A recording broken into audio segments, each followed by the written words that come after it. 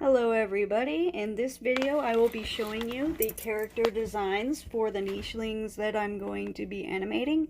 And about nichelings, I'm going to use for the names of the young niche, and I'll be calling the adults niche, and they'll be calling each other that. And nichelings refers to the babies, because I couldn't find a name. Cub wouldn't always work, you know. You can't call them pups. They have all sorts of different shapes where the names just wouldn't really fit if I had to call them by some kind of normal animal name like that. So I just call the babies nichelings and the adults niche. So let's talk about the characters and the cultures. I'm going to start with the cultures because it has to do with these gems and it's important.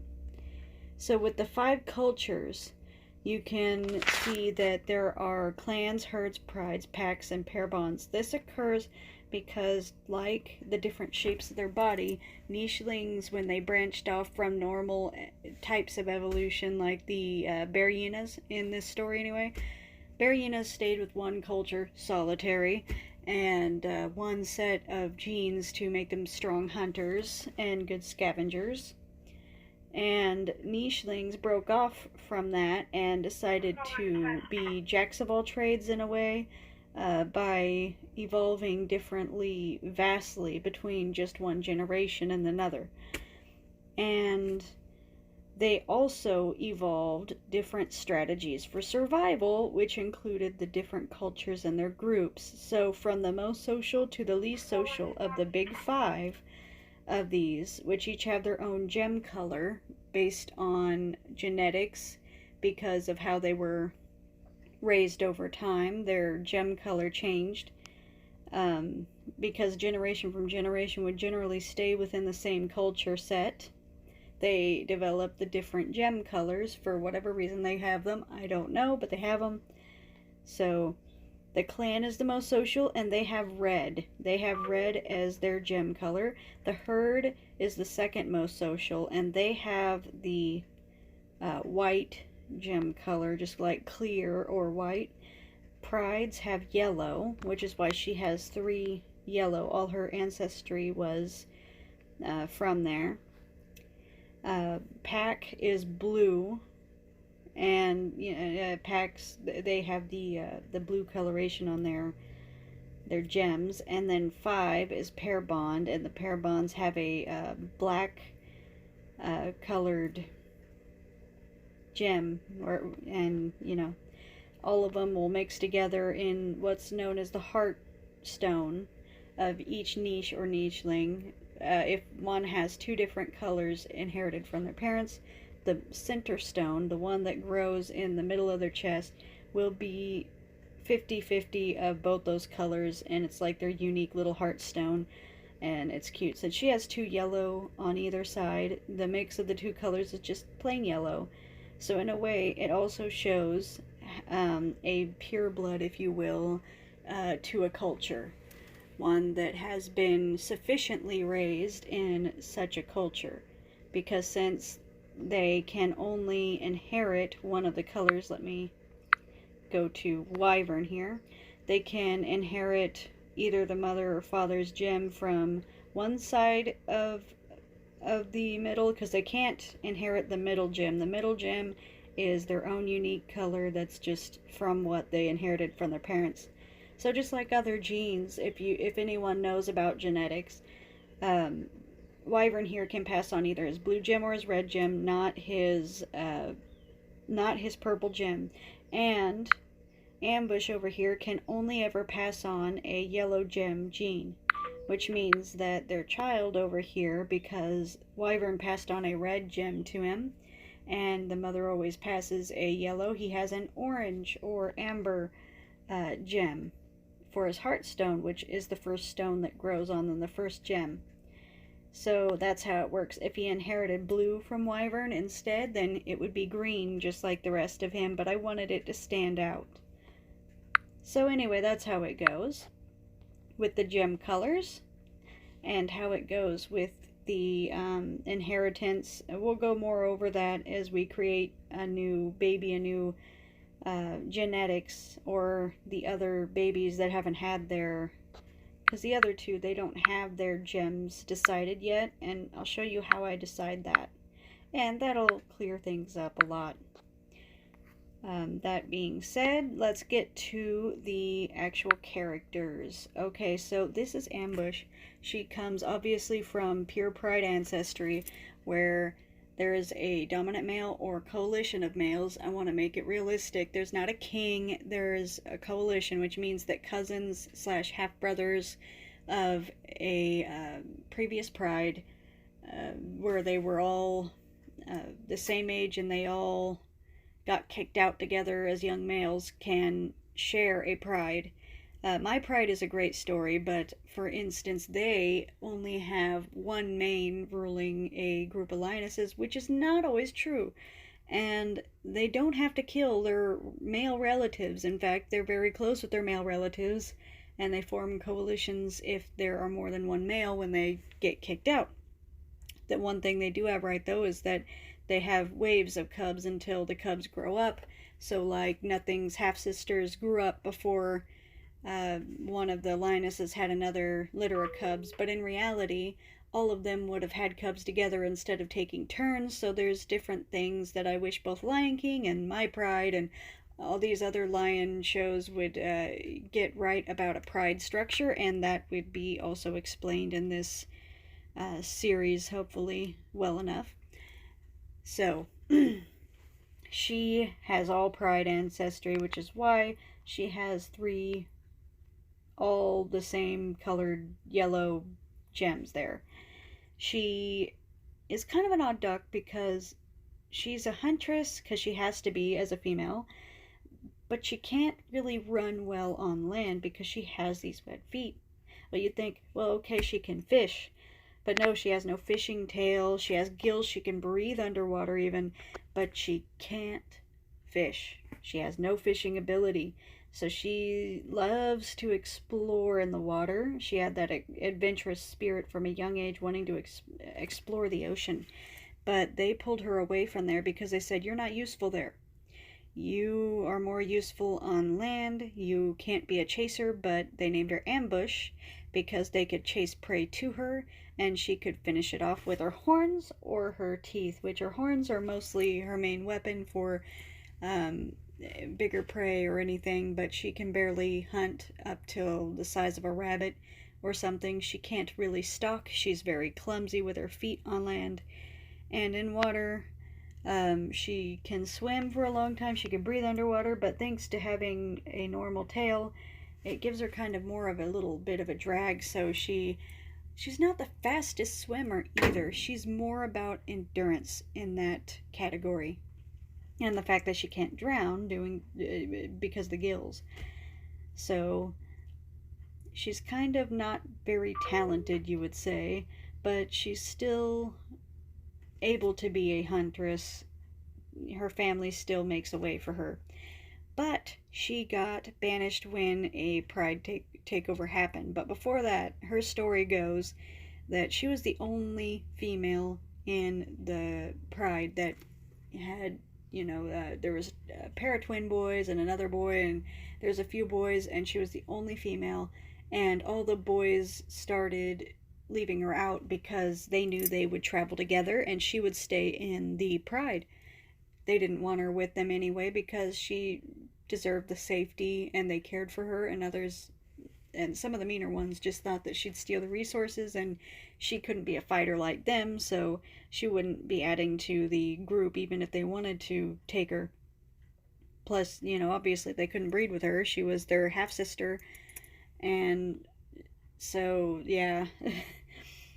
So she kind of got shoveled off to the side as they grew older and older, and she wanted to play, and they knew that only they could be friends with each other because of their destiny. Eventually, one of the nice ones explained it to her, that that's why they were doing what they were doing, and she needs to focus on her future because they're focusing on theirs, and he wants to see her do the best for her, and chasing them is not going to be that solution. So that's when she became more invested in hunting, and as soon as she embraced her role there, a takeover happened, and the males did not want her. They just they said she needs to go, and sad part was at that point there were some more babies that were born, and she all of them died except for a couple of them that she tried to take with her into the water, but only she could swim, and she could only carry them for so long without having to sleep, and then she'd sink and they drowned or something or got washed away. Depending on how the plot goes, I don't know if one or none of them survive, but as far as she knows, they drowned out there. When she woke up, they were gone, and she could breathe underwater, so she was fine. But yeah, that says what happened. She finds a new island, and but that's after she was rudely awakened by Wyvern. All right, so Wyvern, some of the story, he sees her and thinks that she is dead or drowning, and he tries to help her. He's like, obviously didn't think dead. He thought maybe drowning, maybe still alive. He tries to help her. She thinks it's something hunting her. They fight. I'm not going to spoil all the story, but that's how they meet in their backstory. He comes from a varied background. So he had a grandmother who was taken in by the clan. The grandmother, she was already pregnant. So she had a child, which is his mother, who had one wing. And because she had that clumsy one wing, they saw that she had bad genes, because that clumsiness kept her from doing more useful things, and she could only hobble around so far, and so no one wanted to mate with her, and she mated uh, with a rogue that came from the same ancestry that her mother came from, which was Pack, and he was just a male out looking for, he wasn't going to look for a alpha or anything, but his mother wanted to stay with the clan, so he wanted to join too, but because he had a wing as well, they didn't want another one-winged creature in there. And his mom got in trouble after having him, but she was still a member. She just got punished, and she was not allowed to breed anymore because he had two wings, and they're like, now we're gonna have to feed both of you. But he proved himself, because since he had two wings, his wings were useful. As he grew up, he showed that he could fly, and because he could fly, he could do a lot more than the others could, and he was useful, and he made it a point to pay back the so-called uselessness they accused his mother of doing. But because they knew that if he had offspring, that they would only be one-winged creatures as well, they didn't want him to be the mate of any of their, they didn't want him to breed either, and he wanted a future, so he decided to leave. That's kind of his backstory. The first child they had was named Glow. They named him Glow because look how bright he is, and at one point they saw him in the dark and they could see him so clearly even though everything else looked so dark. That's why they named him Glow. He has a poison body, which is recessive in both his parents, and his mother had a relative that had a poison body, and she knows how to be careful, thank God. Otherwise she might have licked him and been poisoned herself. But instead she educates his father on how not to lick him or anything, because he's covered in poison. So he has, and I pointed out features of him that are the same as either of his parents or, unique to himself. Obviously his green coloration and his poison body is unique to himself, as well as his different colored heartstone. And he has his little one wing because of his dad, and nimble fingers is all his own, but that was submissive in both his parents. The fishing tail, that is from his dad, which makes it useful because he can breathe underwater and he can fish. So he may not be able to swim around very well, and he may be awkward in the water, but wherever he is, he won't drown. And if a fish comes close enough, he can snag it. And he can also pick fruit in the future. He is the most useful baby out of the three, to be honest. He got the running legs, so he moves better on land than in water. And he has a little bit of his mother's eye shape, but he has his dad's dark black eyes instead of brown eyes. Let's see. But yeah, let me revisit the gem thing. He inherited a yellow gem from his mother and a red gem from his father, which is going to show up on the right and left shoulders. There'll be a red gem and a yellow gem. But in the middle, the first gem he grows will be his heartstone, so that will be a mixture of those two colors.